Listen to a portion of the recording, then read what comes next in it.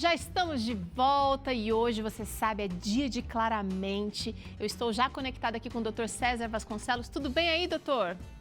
Oi, Peru, tudo bem, graças a Deus. Bom, a gente continua aqui se prevenindo diante dessa pandemia. O senhor vai fazer participação aqui por algum tempo, ainda via chamada de vídeo, mas mesmo assim, seus conteúdos são muito importantes aqui para a gente, do Vida e Saúde, e para o nosso telespectador. E hoje, estamos falando durante todo o programa sobre obesidade infantil, combatendo.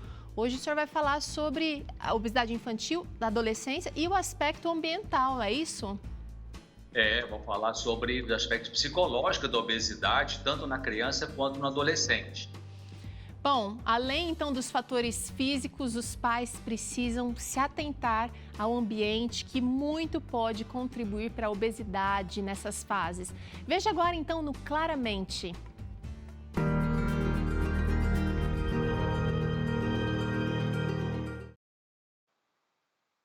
Bom, é isso. Eu trago para você hoje informações sobre aspectos psicológicos da obesidade na criança e no adolescente. Crianças e adolescentes que sofrem de bullying, depressão, baixo autorrespeito, preconceito quanto ao peso, têm mais dificuldade de controlar seu peso. Crianças de lares economicamente deficitários são mais prováveis de terem um estilo de vida não saudável, com inatividade física, nutrição pobre, aumento do risco de obesidade.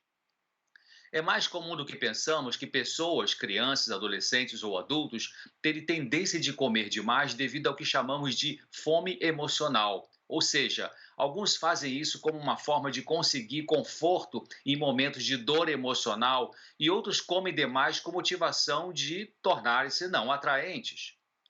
Situações que produzem estresse e levam a comer compulsivo podem ser vítima de bullying, sofrer negligência, abusos variados e maus tratos na família, divórcio dos pais, conviver num ambiente familiar com falta de consistência, falta de limites e de supervisão, ou seja, uma dinâmica familiar na qual um dia os pais se comportam de um jeito e no outro dia de outro jeito totalmente diferente.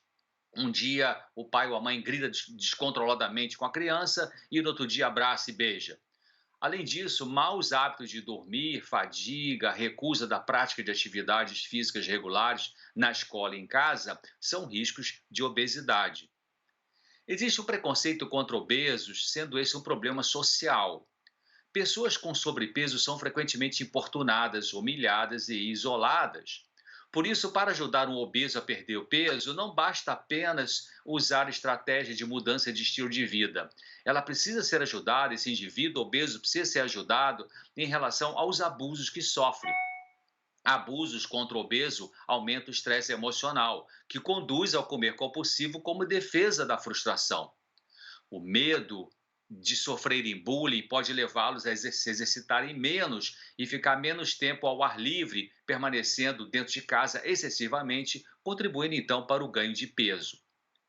O papel dos pais na promoção de uma vida saudável é crucial no manejo da obesidade infantil e na adolescência. O que os pais vivem e passam para os filhos os influencia fortemente. O que seus filhos veem você comprando no mercado, papai e mamãe? Alimentos saudáveis ou besteira? Você dá bom exemplo praticando atividade física? Ao comer, ensina a fazer isso com moderação em horários regulares?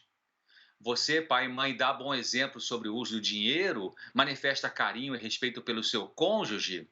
Em tudo isso, você está ensinando seus filhos para a saúde ou para a doença, para uma vida organizada ou uma vida bagunçada.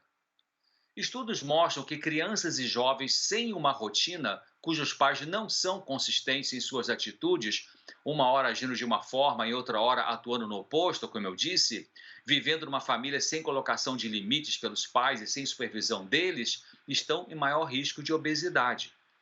Por alguma razão ainda não muito bem esclarecida pela ciência, existe um alto índice de obesidade entre crianças sem irmãos, ou seja, filhos únicos.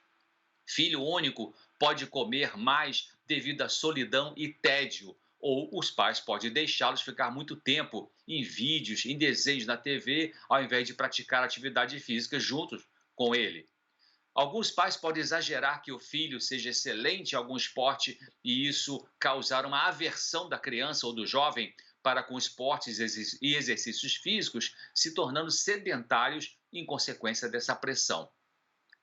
Famílias pobres vivendo com salário mínimo sem acesso à educação podem facilmente ter crianças e jovens obesos. Além disso, o foco de propagandas em muitos canais de televisão durante o horário de programação infantil é sobre alimentos ricos em gordura e açúcar. E se essas crianças não têm acesso a parques, praças, quadras públicas de esportes, aumenta a chance de obesidade.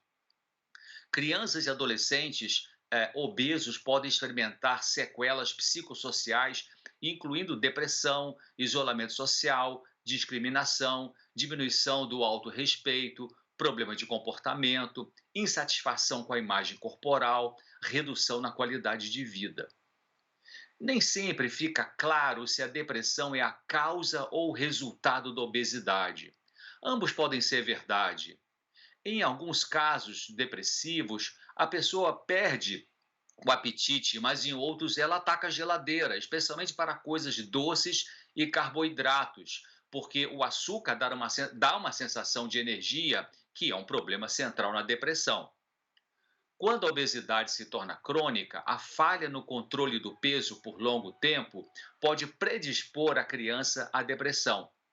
Quanto mais tempo ela for obesa, maior o risco para a depressão e outras doenças mentais, como as ligadas à ansiedade exagerada. Crianças lutando com o controle de peso podem sofrer por um pobre autorrespeito, diminuir a autoconfiança, piorar a frustração e reduzir a motivação para mudar. É importante ajudar uma criança obesa usando palavras positivas, linguagem que a motiva a lutar contra o ganho de peso. Os pais podem ajudar um filho obeso ao evitar julgar a criança ou o jovem e mudar coisas no estilo de vida da família como um todo que coopera para o ganho de peso. Por exemplo, os pais podem dar um bom exemplo comendo somente em horários regulares, evitando beliscar guloseimas entre as refeições principais, sendo que o recomendável nessa questão de refeições é tomar um bom de jejum de manhã cedo, um almoço umas 5 horas após e um jantar leve também mais ou menos umas 5 horas após e cerca de 2 horas antes de dormir. Entre as refeições, é recomendável para a saúde usar somente água pura. Os pais ajudarão a prevenir a obesidade nos filhos ao evitarem premiar seu filho por algo que ele fez, usando comida como prêmio. Bom, como pai e mãe promovem em seu lar rotinas saudáveis para a família toda.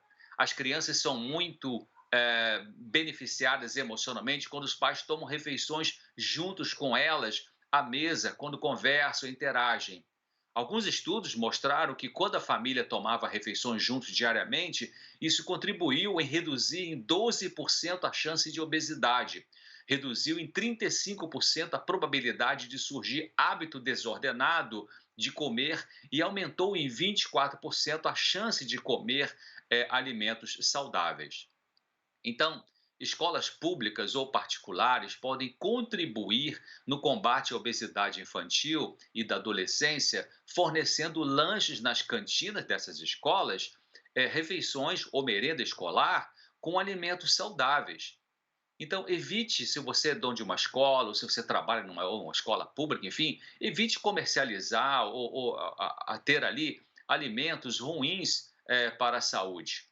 O governo pode contribuir muito para a saúde dos estudantes de escolas públicas se fornecer como merenda escolar produtos orientados por nutricionistas que defendem alimentação vegetariana não estrita, pelo menos. E o governo tem feito um trabalho bom nesse sentido.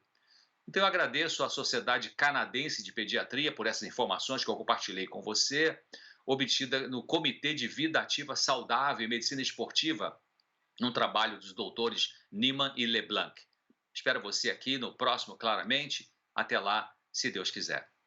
Obrigada, doutor César. Muito bom a sua participação aqui no Vida e Saúde mais esta vez. E é o seguinte, vamos fazer aqui uma pausa rapidinha, mas não perde por nada o próximo bloco, porque você vai aprender a fazer esse creme de palmito com ervilhas que está delicioso. E você já sabe, né? O meu convidado especial para provar essa delícia é o pastor Jader Santos, músico, pastor, diretor aqui do Arautos do Rei. E Vida e Saúde volta daqui a pouquinho com tudo isso para você.